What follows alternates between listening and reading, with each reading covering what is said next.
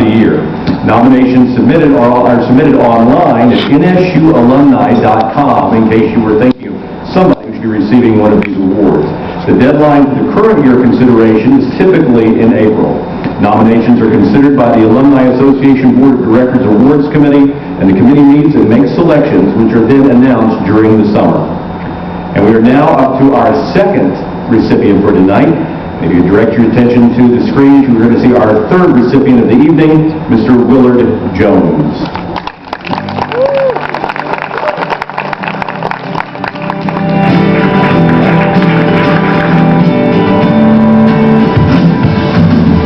I majored in speech pathology. I had a minor in speech retardation. And it was at that time I was kind of wondering which area I might want to proceed in. And I ran into this gentleman by the name of Dr. Ward. Dr. Ward was very personable, as were many of the other professors at Northeastern University. So I was able to sit down with them one-on-one, and they could lead me down a path based on what they knew about me, looking at my record, looking at what I had studied, and took a personal interest in me. And you could tell that, the feeling was there. And so they led you down a path that they thought would best fit you based on what they saw, what they heard, and what you were telling them. So they listened. They were great listeners, and they had a lot to do with my future. I have always had a fondness for people, and those that have been underrepresented, and those who have been left out and written off. I've always had a fondness for those kind of people, and I think that's too why we are standing here in this community center, because that's what you have in this neighborhood. And they want to be something, they want to become something, they want to support their families. They may not be the richest person in the world, but they do have a path that they want to go down, and they want to be contributing members to society. I think that that's what you have here. A lot of that had to do with my training at Northeastern State University. I saw a lot of people on both ends of the continuum. It was a real world. We had the lower end socioeconomic level, and you had the higher end, and you had in the middle. I've been able to look out of the landscape of this area and see that, this person, just because they don't have this, doesn't mean that they can't make a difference. And so that's what I've tried to do, is make a difference. Based on my past and my experiences and my upbringing, I think that I've been able to make that difference. Please welcome to the stage a 1973 graduate, a philanthropist and pastor, and executive director of the Greater Cornerstone Community Development Project, Mr. Willard Jones.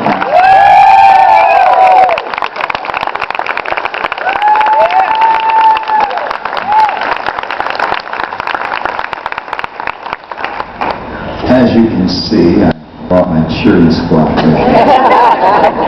tonight. Thank you, Cornerstone-ites, for following me tonight here. I am humbled to be the recipient of such a profound award from this university, my alma mater. I grew up during an era where the village did raise the children. I grew up during a time when everybody in the neighborhood knew everybody. I grew up during a time when everybody was your father, your mother. You got into trouble with one, you were in trouble with the entire neighborhood.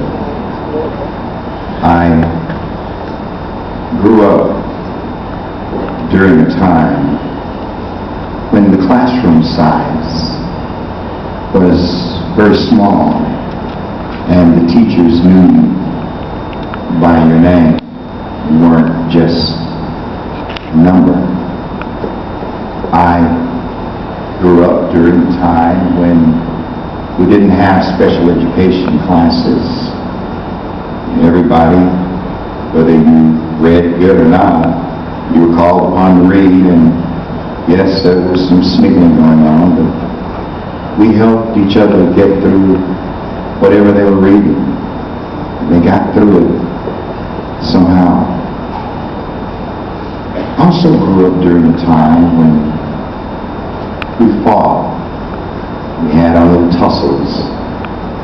And when we got through fighting and our noses were bloodied up, we brushed ourselves off, we shook hands, and we walked back where we were going together. There were no AK-47s. There were no drive-bys. Wasn't anything like that. And so I wanted to attend a university that was a reflection of my childhood, a reflection of the hood that I grew up in, where a university where professors did more than just profess, but they taught, and a university where they actually knew by your name. I wanted to attend a university where I could be nurtured, where I could be taught, where I could keep on thinking that I could somehow make a difference in the lives of others. I wanted to attend a university where the classroom size was conducive to individualized instruction. I wanted to also attend a university where every now and then there was a party over here. Party over there. That was really good because during the time I was coming up, whether you know it or not, Northeastern State University was in Playboy magazine as one of the partyingest universities in the country. And I'm a witness. I got a witness in that. Well, I found such a place at Tulsa, Northeastern State University, and we did enter into some uncharted territories during that time, during a time of segregation, integration, civil rights, and changes were made, boundaries and barriers were broken. There was a story. I'm a pastor, by the way, as well. And so you really make a mistake when you give a pastor a microphone. So we'll be taking an offering after I finish. But there's a story in Scripture where Jesus was talking to Simon Peter. And he says, Peter, I know you want to do this and that for me. He says, but the enemy, Satan, has desired to have you so that he can sift you as wheat, so that he can take out all the good and leave nothing but the bad. And he looked at Simon again and he said, Simon, Simon, I have prayed for you. Not that you get a new house, not that you get a new car, not that you do this or do that. He said, but I prayed for you that your faith would not fail you. And we all need that today. And then he goes a little bit further and he says, and when you are converted, when you get where you're going, when you get up on your feet, when you arrive, when you get there, when you are converted, he says, reach back and strengthen your brother. All right. And that's what I've tried to do.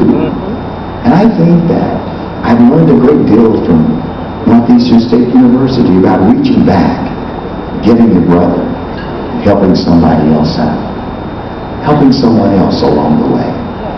I also learned, as I was here, through a fraternity, something about an old man at the bridge. It goes like this. An old man going a long highway came at the evening to a chasm, vast, wide, steep, with waters running cold and deep. Now the old man crossed in his twilight dim, so you see the murky waters had no fears for him. But he turned when he reached the other side, and he built a bridge to span the tide. "Oh man," said a fellow traveler near, "why, you're wasting your strength with building here. Your journey will end with the ending day. You never again will pass this way. You've crossed the chasm deep and wide. Why build you this bridge at evening time?"